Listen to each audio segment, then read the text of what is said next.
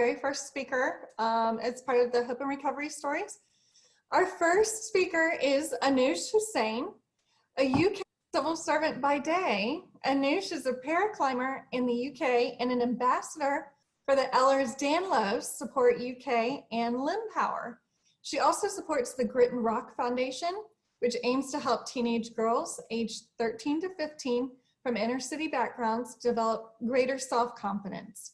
Anush is the 2017 Asian Women of Achievement Award winner for sport and the 2017 recipient of the Helen Rollison Award for Inspiration through the Sunday Times Sportswomen of the Year Awards. And she does all of this while managing some very complicated health issues, including orthostatic intolerance. Welcome, Anush. Hi everybody, it's a real pleasure being here, and yeah, so I'm here to share my story. I was born missing my right arm below the elbow, and I never considered that to be a real disability because, well, it's like, you know, people ask me how I do things at 1.5 arms, and I ask the same question to them: how do you do things with 2 arms, right? For me, I was born like that, don't really know any difference. And other than that, pretty much life was pretty okay. I was a bit poorly as a child. I used to do competitive swimming, competitive martial arts, and then around my mid-teens, I started having a lot more trouble with my joints. And little did we know it, but the Ehlers-Danlos syndrome that I got diagnosed with about 5 years ago, was actually manifesting, and my joints were starting to pop out. And I had to stop doing sports in the way that I could, mainly because my doctors at the time, they thought impact sports were actually going to cause me more problems. What we didn't realize was when I stopped sports, my joints got worse because my muscle mass reduced. And I started spiraling into a really big downhill of health. So sort of ages of 18, 20, 22, I started having surgery after surgery. And then at 23 or 24, I got diagnosed with cancer. And the reason I'm never sure is because I had the surgery before my birthday, but the diagnosis after my birthday. So we're not really sure when I got diagnosed, but hey, I got diagnosed and had to go through chemo, radiotherapy, and hormone treatment. And one of the things that happened after chemo, which I got told at the time was a really normal side effect with chemo, was a lot of the symptoms I now know as orthostatic intolerance symptoms. So brain fog, fatigue on effort, real struggles with deconditioning that I'd never experienced beforehand. Things like struggling to get out of bed in the morning, like being really not well in the mornings in particular. I used to be a morning person and then can't really be a morning person anymore. Again, nobody really knew. I was living in Luxembourg at the time. It's a small country, not really used to, say, conditions which aren't very visible. So I just got told to get on with it, really.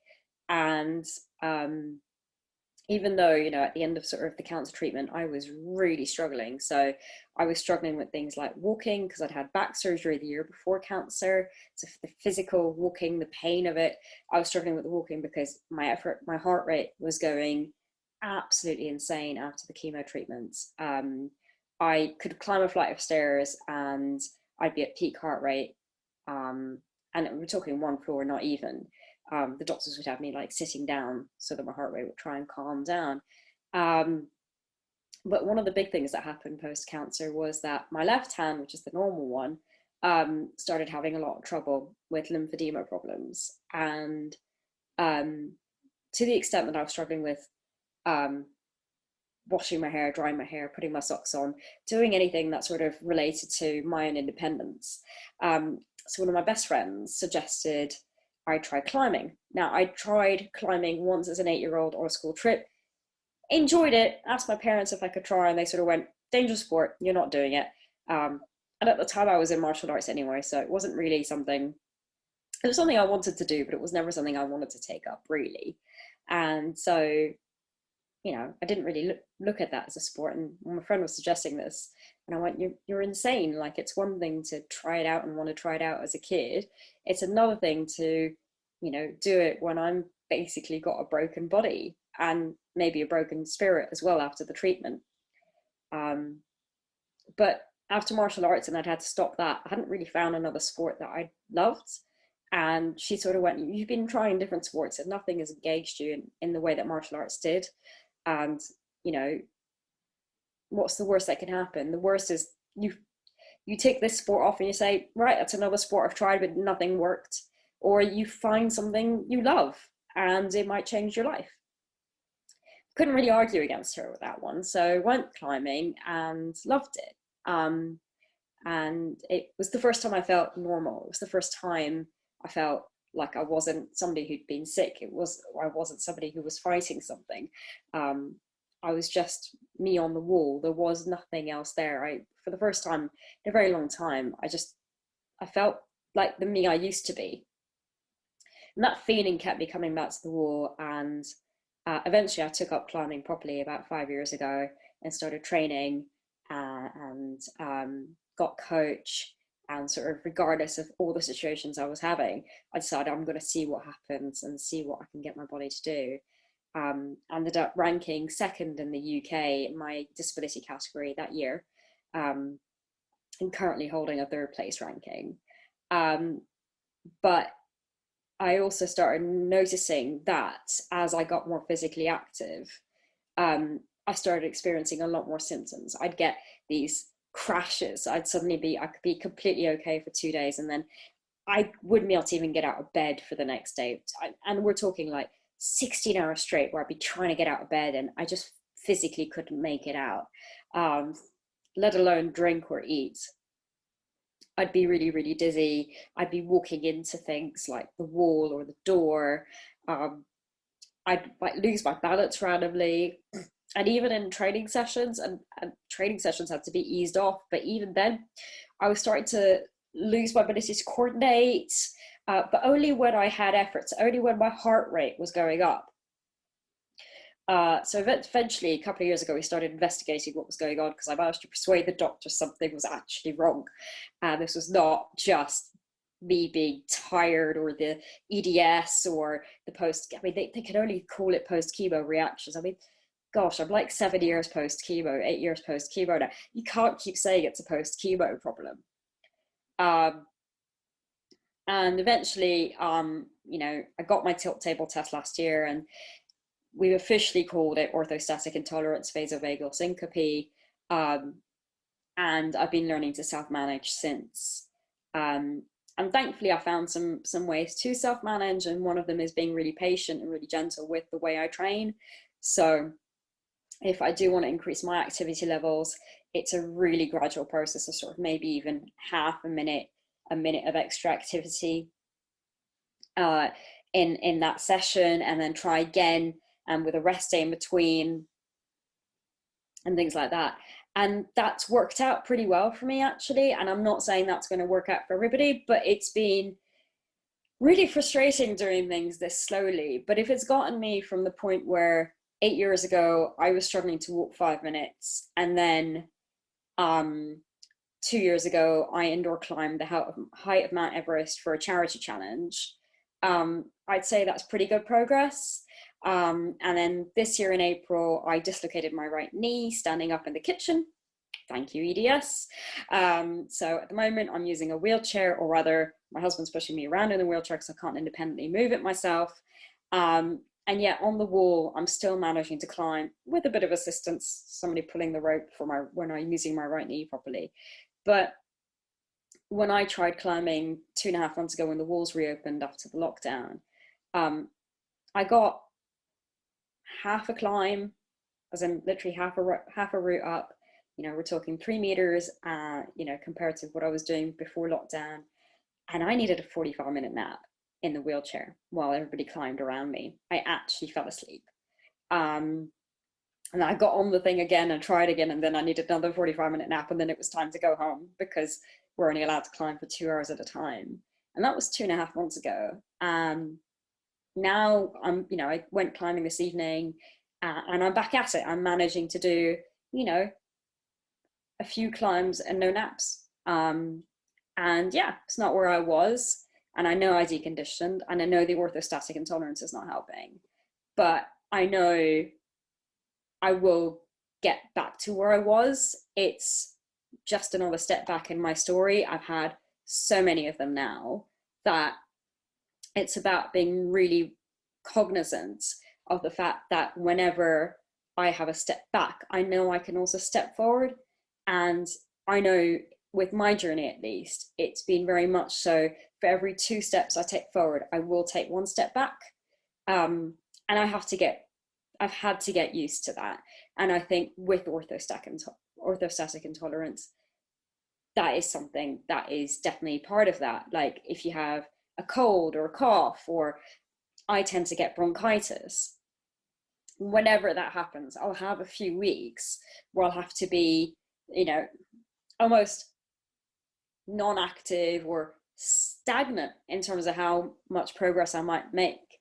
But that's while my body's busy healing and recovering and getting its spoons back before I can then get going again. So I think it's that message. It's that message for me, and what I tell myself every day is that I have to be gentle with myself. Self-care is so important when you're not feeling well, but it's so important when you are feeling well too, and making sure I'm not overdoing it. Because I have a day job. I need to work, and I need to, I need to do the things I enjoy as well, which is, helping people, cooking, all sorts of other things. I love crochet. But yeah, it is very much so about perseverance. So, at the moment, my climbing is not great, but I hope to be back on the wall properly. I'm giving myself 6 months, 6 months of gradual progression to get myself back to where I was. I don't know if 6 months is achievable. I hope maybe it will be done in 3. I don't know, but I'm giving myself 6 months before I allow myself to get really frustrated. To see what I can do in those 6 months. And everybody around me is thankfully really supportive. But I will also say, with regards to orthostatic intolerance or any other health issues you might experience, so on the list I have right now, I've got Ehlers-Danlos syndrome, I've got inflammatory bowel disease, suspected secondary to celiac, we're still confirming that one. The post-cancer issues. I managed to get a blood clot this year as well. So it is quite complicated as a health picture. The one thing I will say is learn how to problem solve. So if you can find out what's triggering your symptoms, and in my case, I know it's a certain heart rate at which I will start feeling really unwell, then try and work out how to work around that.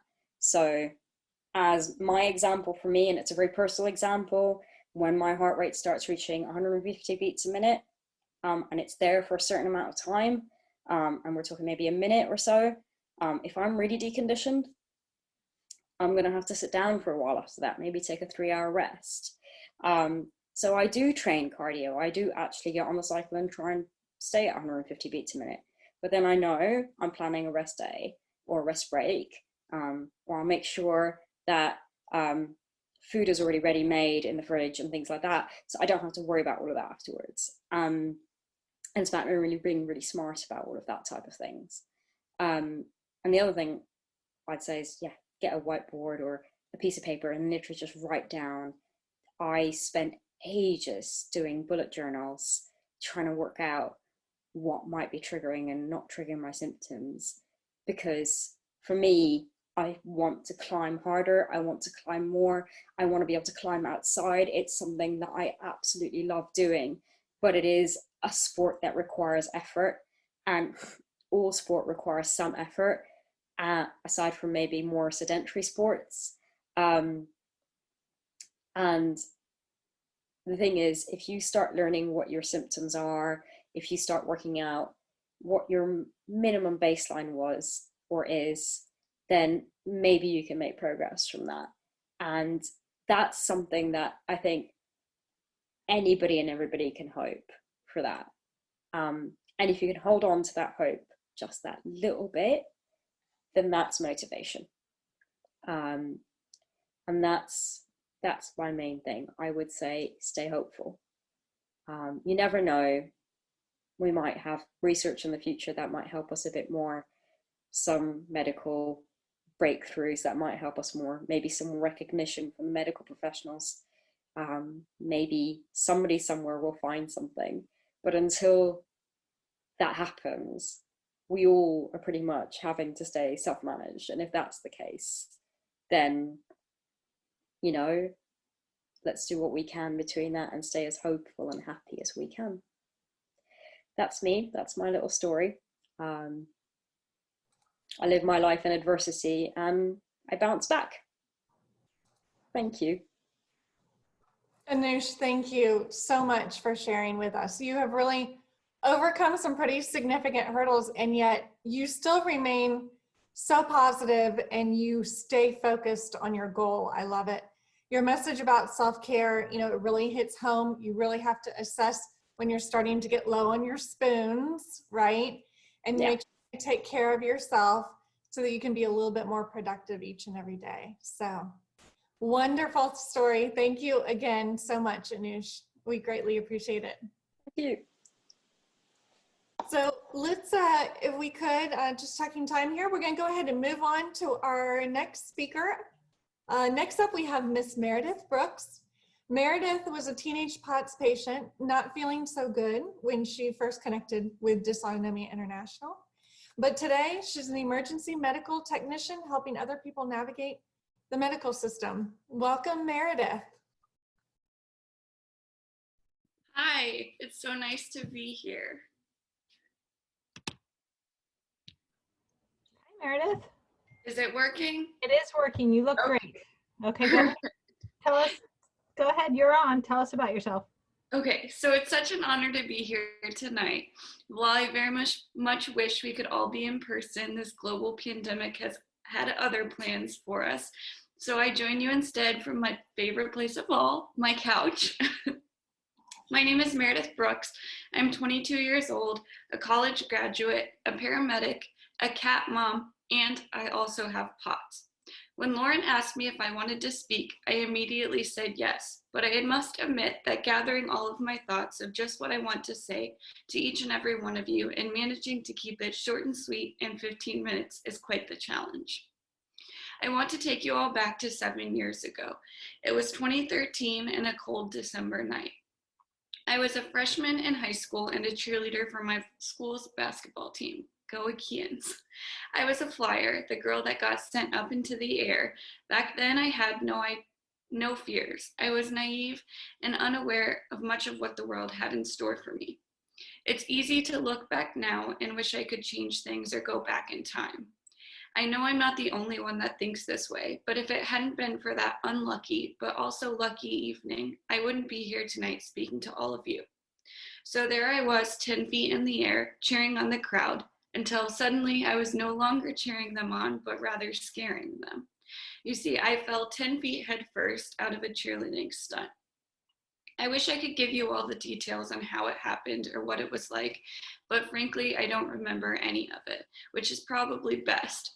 I was 15 years old at the time. I had no prior history of any head injuries or really any injuries at all. I had earned myself an ambulance ride and a night in the ER. After many tests, I was sent home in a cervical collar and told I had a bad concussion. But other than that, I would be fine and would just have to follow up with my primary care doctor.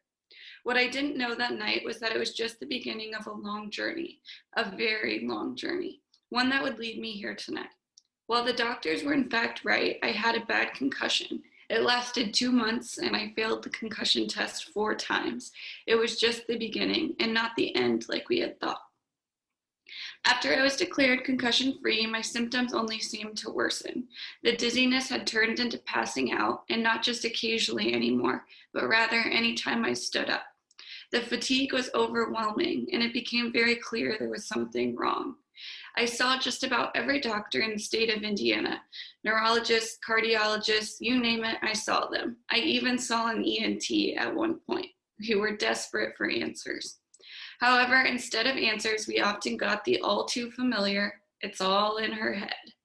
It would be another 6 months until I got my official POTS diagnosis. And while that 6 months felt like years during that time, I now know that I was one of the lucky ones, as 6 months seems like nothing to the often years many wait for a diagnosis. It took traveling out of state to a specialist to find that diagnosis. On the first day of the appointment, I was diagnosed, which compared to the past 6 months of no answers seemed, well, insane. I didn't understand how such a thing could happen. How could so many doctors fail to find anything, and yet one was able to do so in a day, and not only diagnose me, but also tell me I was one of the worst cases he had ever seen. It would be another 4 years of fine-tuning medications to find the right combinations. I spent a year in a wheelchair and in and out of the hospital. I spent most of my sophomore year at home, as I had become too weak to manage the full days at school. When looking back on those 4 years, most of them have become a blur, something I now realize is probably for the best. I still have pictures from them, and when looking at them, I don't recognize the girl staring back. I remember wondering during that time if things would ever change, if I would ever get out of Bernard, my blue wheelchair, if I would even get the chance to graduate from high school and even go to college. It was no easy task, but I had great teachers in a school and family that believed in me and helped me succeed. I graduated, and I didn't just graduate, I went to college and I graduated that too.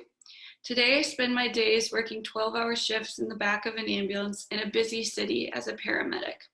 It's a job that had you asked me 4 years ago about, I would have told you I wouldn't be able to do it. In fact, most days I'm still in awe that I am able to do it. I thought for sure that once I made it through the thick of things, I would run away from the medical field as far as I could to a future that didn't involve doctors or nurses or anyone resembling a hospital. Yet somehow, no matter how hard I tried to run away from it, I only ended up running back to it. As much as I felt as if the medical field had failed me, and as often as I struggled with learning to define who I was outside of my illness, I was somehow equally, if not more, thankful for it. Had I not been failed by so many doctors, I wouldn't have known what many of my patients feel today. Had I not met so many amazing nurses and doctors along the way, I wouldn't have known what it was like to be one of them. Instead of running away, I ran right back to the place my journey started. Things came about as full circle as they possibly could have. It only made sense to use my experiences to try to change things for the better for others in even the smallest way. I'm not cured or healed from POTS. I still live with it daily, but because of medications, an incredible team of doctors and my family that support me, I'm able to live a mostly normal life. I still very much have my days. I'd be lying if I said those didn't shake me to my core in fear of whether I was just a bad day or if it was the beginning of a setback. The truth is, as I'm sure it is for many of you as well, my future is unknown. I don't know what the next 5, 10, 20, even 50 years look like for me.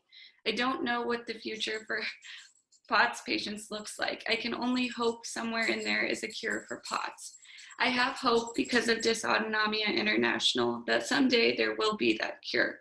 But until that day comes, you can find me in the back of an ambulance, not because I am the patient anymore, but because I am caring for patients of my own. And to me, that is just the coolest thing ever. I want to thank Lauren and everyone else at DI for giving me this opportunity. And to all of you out there tonight, whether you yourself are the patient or a loved one is, remember that even in the darkest of days, there will always be a light. Thank you.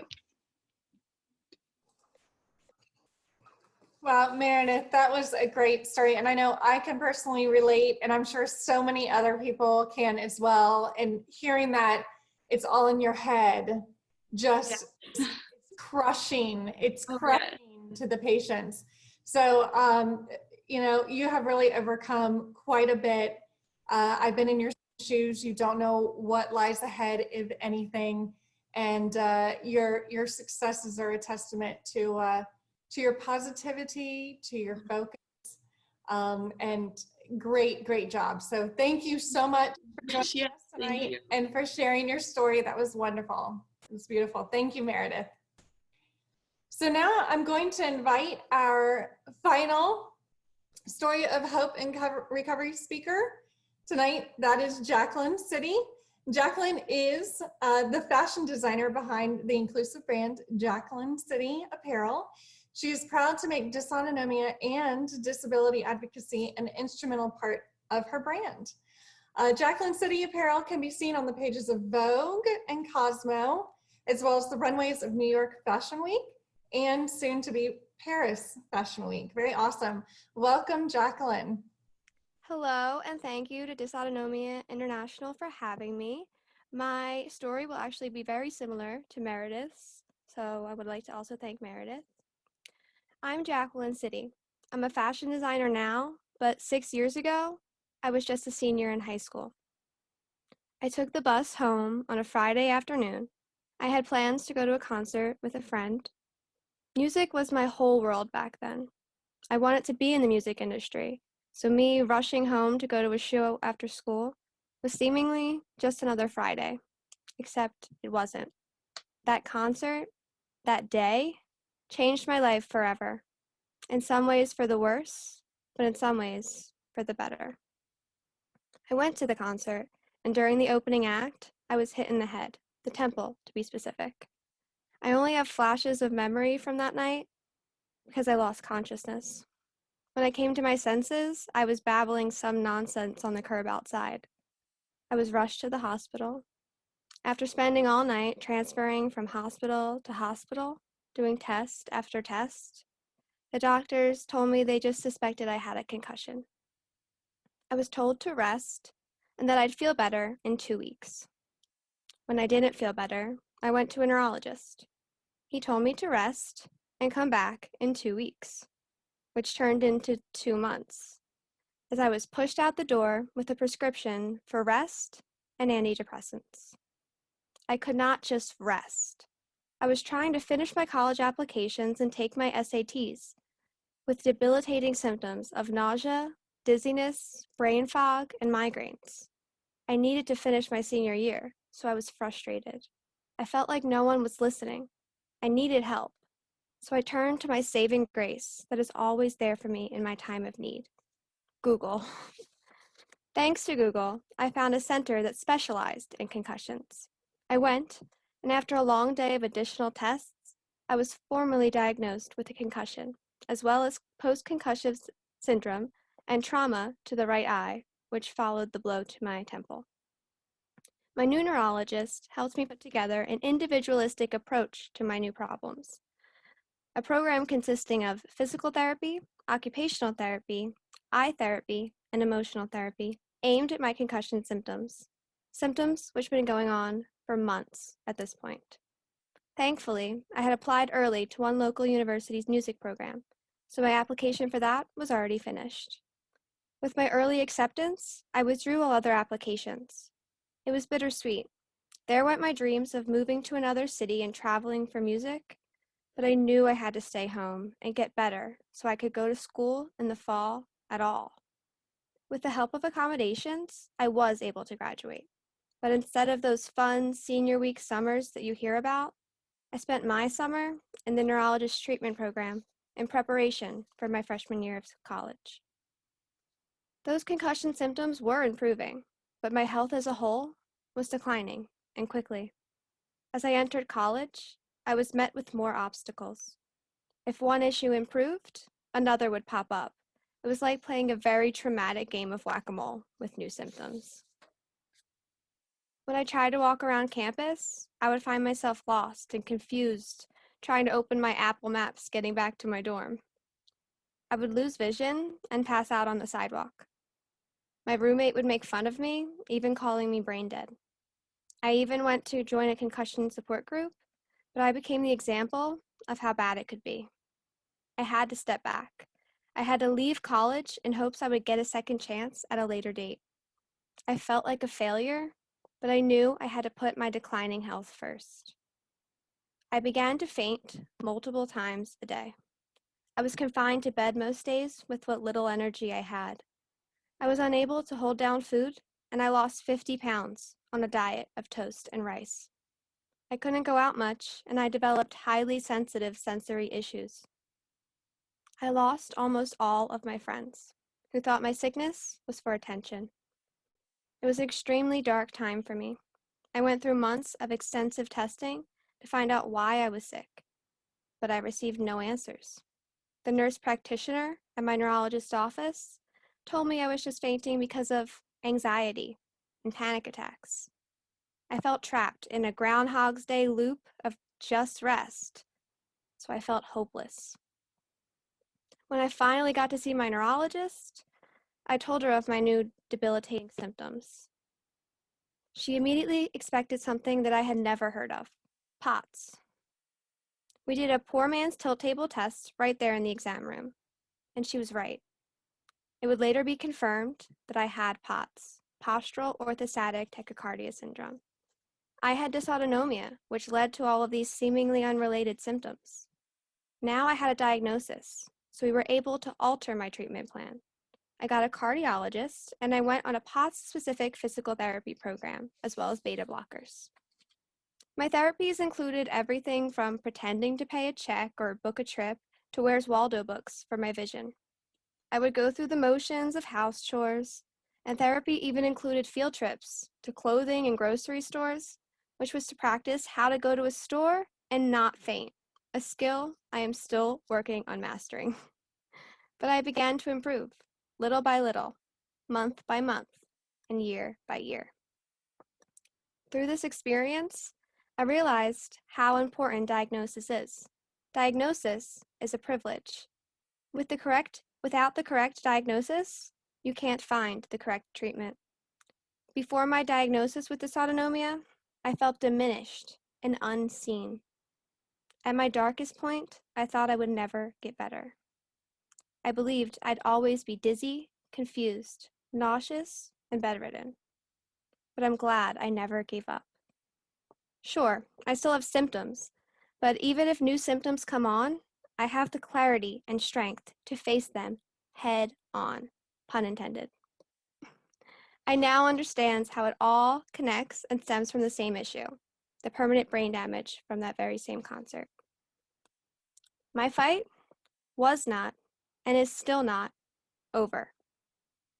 I still wasn't able to attend college, travel, hold a full-time job, or drive a car. And still to this day, I'm not really allowed to do any of those things. So I decided I would make a little online boutique. I had really built up quite impressive online shopping skills, as I was in self-isolation way before it was cool. I created a website because I wanted to have something productive to do on my good days, or even from bed on my bad days. And art is a great form of emotional therapy as well as eye therapy for me, so designing came naturally. And that boutique quickly became a real clothing line. Fast forward, and that clothing line showed at New York Fashion Week just 1 year later. I now have been featured in Vogue and Cosmopolitan magazines. I was on the covers of the Philly Metro paper, Uploader magazine, Bashzilla magazine, and the South Philly Review. I'm now taking online classes for Harvard and MIT. I had a segment on NBC and was scouted by multiple reality shows. I was even invited to show at Paris Fashion Week this spring. I'm now not just a fashion designer, but a CEO, published model, actress, photographer, public speaker, but most importantly, a disability advocate. Without all of this, I would be in music, and my life would look very different than it does today. I would never have the platform to be able to inspire our colorful community of chronically ill people. I wanted my clothing brand, Jaclyn City Apparel, to be inclusive. I offered women's, men's, unisex, kids, and plus sizes up to a 5X from the very first launch. I know what it's like to not feel included, to feel ostracized, and I don't want anyone else to go through that desolate feeling. That's why I created Jaclyn City, a city where everyone is welcome. I hope for it to become a beacon of light and inspiration within the disabled community. I want to lift up anyone who's felt left out, let down, or forgotten. I want to show you that you can still achieve your dreams despite any illness, trauma, or setback. I would like to leave you with some advice for those who are really struggling, like I was back when I was 18. Firstly, surround yourself with empathetic family, friends, and doctors. It's a struggle to find people who will listen to you and believe you. Sometimes it takes years of trying to travel, to find the right doctor, and it's very common to feel like a burden to family and friends. You are not a burden. We can still have very fulfilling lives. If a doctor is dismissive towards you, dismiss them. Choose the right doctor for you. You may not be able to pick your family, but you can pick your doctors and your friends. Remember, you are worthy of empathy and love, just like anyone else. We just might need a little extra of that sometimes. That's where my second point comes in. Don't be afraid to ask for help or accommodations. Accommodations are not there to give us a step up or a head start over anyone else. They are there to help us even out the playing field. It can be difficult to admit you need help, but that is a sign of strength, not weakness. I am not ashamed that I need accommodations, and you shouldn't be either. I may need longer to take a test. I may need a handicap parking space. I may need to bring my wheelchair. The point is, these aids help me to be able to do what I would not be able to do without them. I cannot navigate an airport, park, museum, or zoo without assistance. But instead of missing out on opportunities, I now know I can ask for help. I can partake in these events with the help of accommodations, helpful staff, understanding family and friends, and accessibility measures.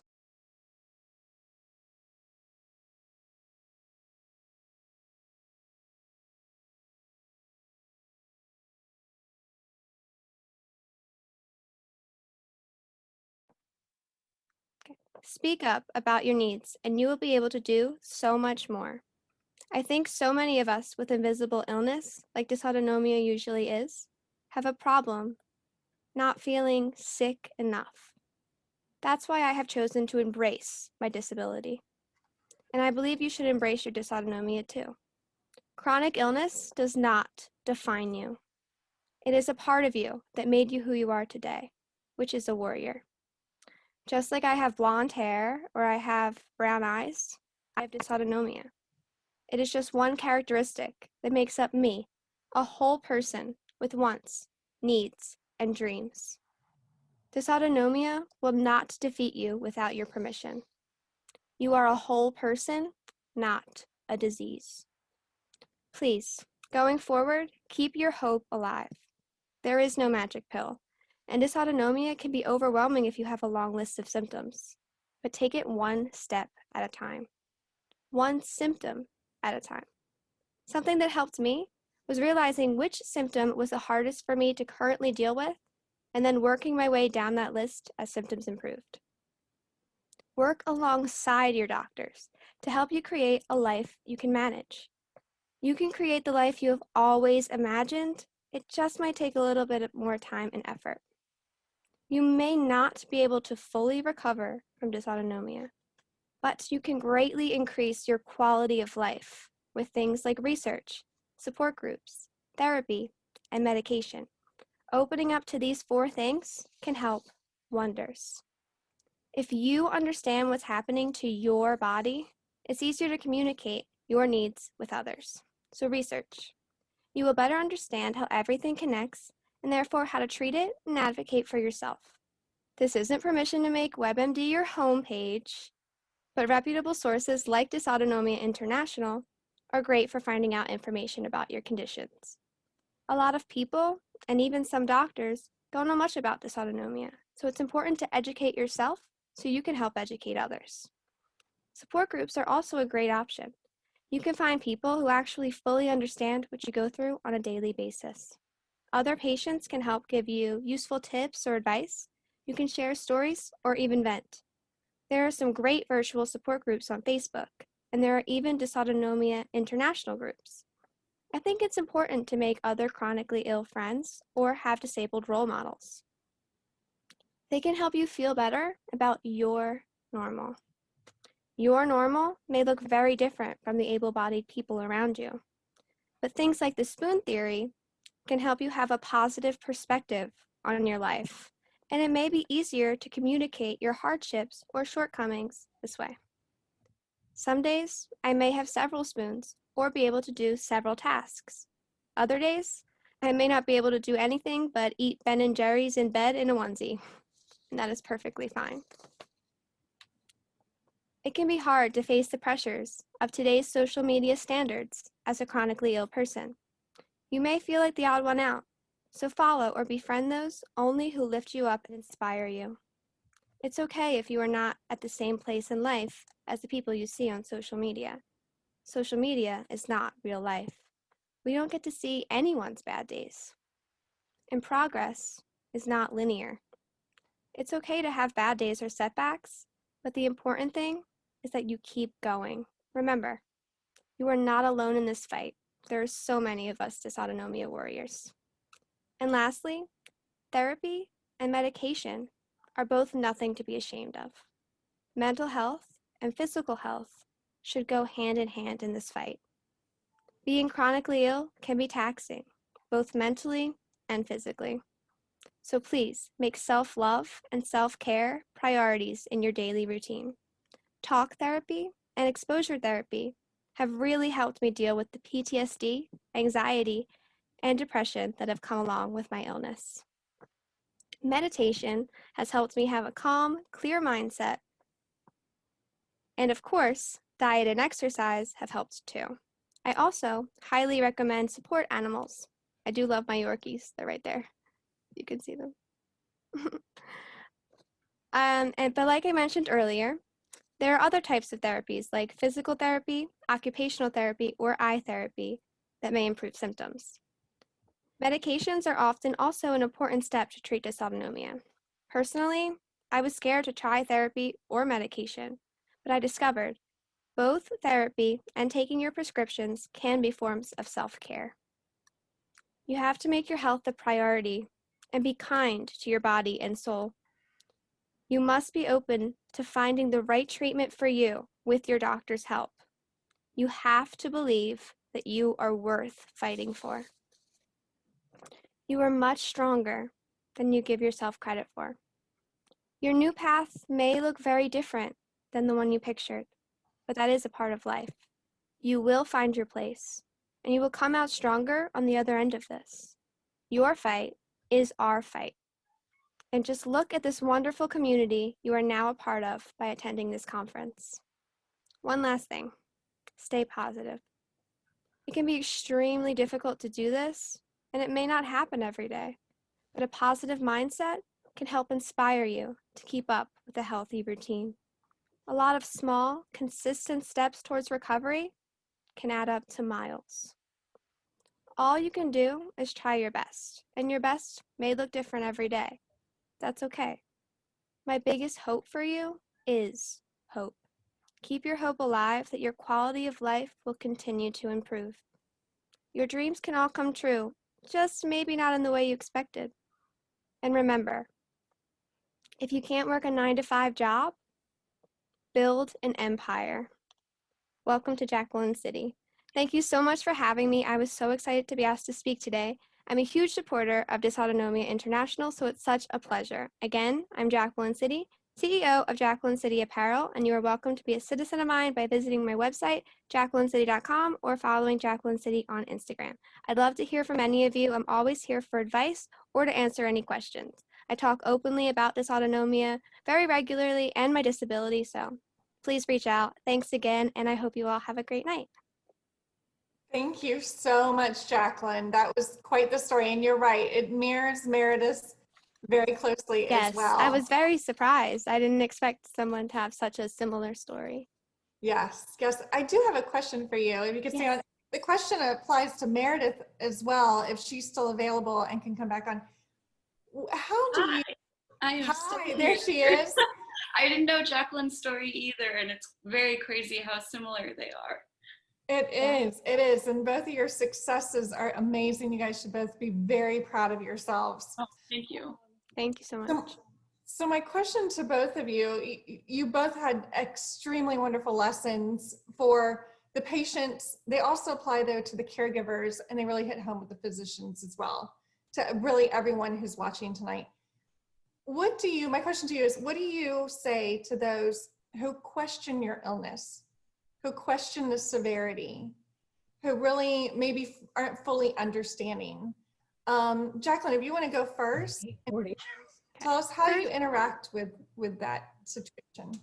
First and foremost, I like if somebody is really dismissive, they're not open to communication and me being able to educate them or them do their own research, then I don't think I would really like an open dialogue. So if somebody who's very closed off, I don't really think I would like to take the time to surround myself with those kind of people. I would like to surround myself with very empathetic people who are more likely to understand, because I did deal with a lot of friends who were like, oh, she's the sick girl, like, and I even got invited to a party where I was all dressed and ready to go, and then I got like a text saying, actually, like, we don't think you should come because it'll only be about you and your sickness. So I don't like to surround myself with anybody who's going to be very negative. So I would really like to only have people that build me up. But if someone is open to that communication, I would love to sit down, explain everything to them. I think the biggest misconception is that disabilities or chronic illness in general is only people that are confined 24/7 to a wheelchair, and the only accommodation they need is a parking spot. And I think we need to take a very individualistic approach to disabilities in general, or some people aren't comfortable with the word disability, but I use it openly. I kind of own that word, just like, hey, I just need a little extra help. That's all that word means to me. But I think we need to really just find it in ourselves to be confident enough that we're not broken. We're not any less of a person because we have this condition. So if we're confident, then we can openly talk about it. And if somebody doesn't want to listen, then that's on them. But I just feel like I'm confident enough to tell people what I need, what I'm like, and if they're closed off, I think that's their problem. Because I know that I have this. Right. Meredith, how do you interact, or how do you respond to those who question your illness? I think it's very difficult, especially in the medical field. There's kind of this idea that, if you're sick, you aren't necessarily qualified to be taking care of other patients. That was something I struggled with a lot initially, understanding that I could both be a patient myself, but also have my own patients. I think that took a long time to overcome, and I still think, I'd be lying if I said I didn't still struggle with that on days. Just learning to, kind of like Jaclyn said, understand that not everybody is going to understand, and the people that don't understand or aren't willing to listen and learn aren't necessarily people that are even worth your time. I'm always about education. That's a huge part of my job in general, is educating people. But just creating an environment too where you are opening the space and the environment for people to talk and ask questions is a huge thing. And so owning your diagnosis, like Jaclyn said, in a way that people feel that it's okay to ask questions about is a huge, huge thing. And like she said, it's hard for people to understand that someone can have a disability and not be in a wheelchair 24/7. It's hard for a lot of my coworkers to understand that I still rely heavily off of medications to function throughout my day. But just creating that environment of continuing education and learning, I really think goes a long way.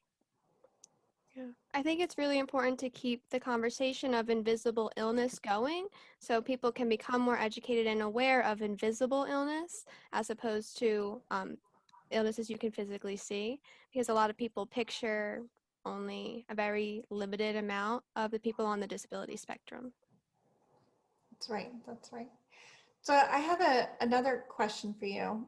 And you both mentioned several lessons and several things that the patient should keep in mind. Let's say, for instance, you're on an elevator with someone who was just diagnosed with a form of dysautonomia. You only have 30 seconds with them. What would be your number one tip for them as they enter their journey? Oh, gosh. Yeah, sure. I know it's a hard question. Yeah, it is a very hard question. Just even shortening this down to 15 minutes seemed impossible, because I look back and this has been 7 years, and how do you combine 7 years worth of learning and growing into 15 minutes? But I guess the biggest thing that I would say to someone that was newly diagnosed would be to just not lose sight or lose hope of what's ahead, because I myself didn't really have a community of anyone or know really anything about POTS when I was diagnosed. And that's part of the reason why I looked into Dysautonomia International. And I fell into a very big hole of, after hearing it's all in your head from so many different doctors, it's hard to believe that part of it isn't made up by yourself. And it took years of therapy and learning and re-changing the mindset that I didn't do anything wrong to get to this place. And I think it's easy for people to fall into that hole of, oh, had I done this differently, or like Jaclyn, had she not gone to the concert, or had I not chosen to be a cheerleader? There's so many things we could have done differently to rewrite the path. But, you know, it's so easy to look back and say that afterwards, but just to not lose hope or lose sight.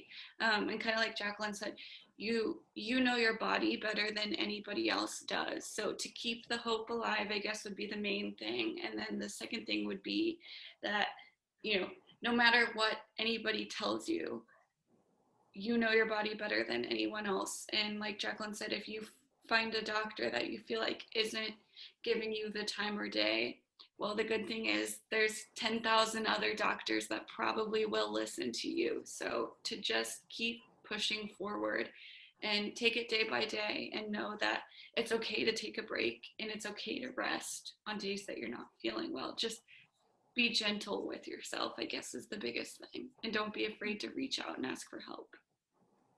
Great answer. Great answer. So Jaclyn, what would you say? What's your 30-minute elevator speech to a newbie? I would say very similar to Meredith's, but just to keep your hope alive, you have to surround yourself with the right doctors, people, and I think just take your care into your own hands. I think a lot of us are even like children or young adults when we get diagnosed, and we're kind of just being thrown around in the medical field from doctor to doctor, this doctor. So if you write down your symptoms and you figure out a way to deal with each symptom, your doctor isn't going to check in with you every day. You are going to check in with yourself every day. So finding little ways to improve each of those symptoms is important. You can increase your quality of life. I guarantee it, wherever we are, we can all increase our quality of life with this disease. Even just like being on one of the support groups and noticing, oh, this person takes this vitamin, it really helps them, let me try that. But there is no magic pill. There's going to be people that approach you and tell you, oh, have you tried yoga? Oh, have you tried this? And those get frustrating because some things you have tried and they make it worse. Like some of us have Ehlers-Danlos. We can't do yoga. Like, I'm sorry. Like, it's just not like a thing we can do. And so it's very, like, some people are very just like one direction. Like, that's it. That's the only way to treat this. And I think it's a very complex disease and all of us have complex medical issues as a result of it. It's an umbrella term. We all look very different. There is no one treatment. So I think that's very important. So take it into your own hands, find your own way to deal with each symptom, and you can definitely increase your quality of life. And it's not a death sentence. This is just a new way to live. It's a new life. That's what you're being handed. Not a death sentence, but a new life sentence. That's great. That's great. Excellent. Excellent point. Just out of curiosity, do each of you have siblings as well? And I'm curious, are your siblings impacted by Ehlers-Danlos, any form of dysautonomia, some of the common comorbidities? Yeah, that's a good question. So I have one sister. We're 14 months apart. She's younger than me. She does not have any autonomic related diseases. She does have very bad peanut allergy, but aside from that, we're not really connected in the medical sense.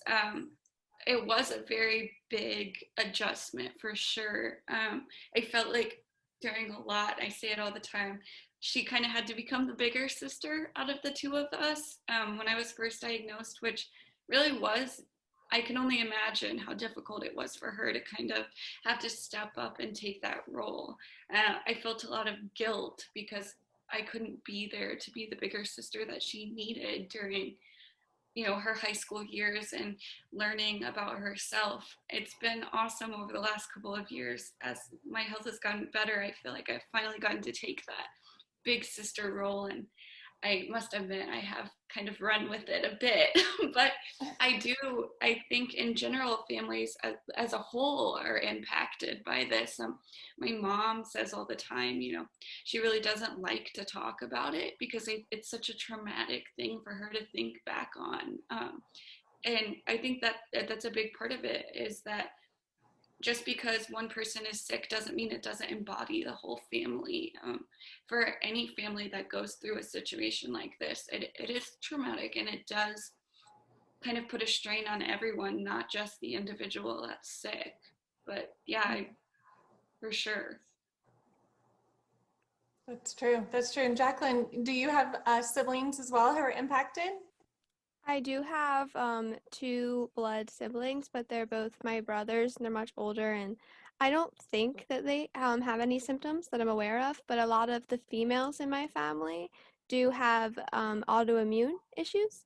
So a lot of them actually have the same symptoms as me with their autoimmune diseases. And I do have a lot of easy bruisers and a lot of flexible people. So I think that there could be a link, but I don't think anyone is properly diagnosed with anything. Very interesting. Very interesting. Great. So wonderful. Thank you both ladies so much for joining us tonight and for sharing your stories with us. Thank your you so lessons much.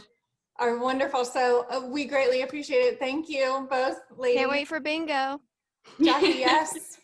So, and on that note, thank you.